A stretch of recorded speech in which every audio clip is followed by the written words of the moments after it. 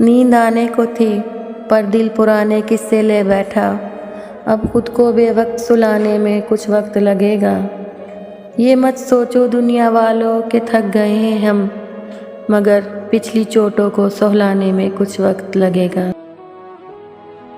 کس کی آواز میں ہے ٹوٹتے پتوں کی صدا، کون اس رت میں ہے بے وجہ سسکنے والا۔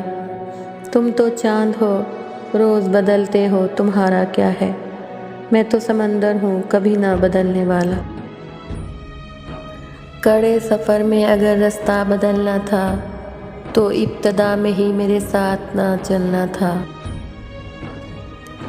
میں لغزشوں سے اٹے رستے پر چل نکلی، تجھے گنوا کے مجھے پھر کہاں سنبھلنا تھا۔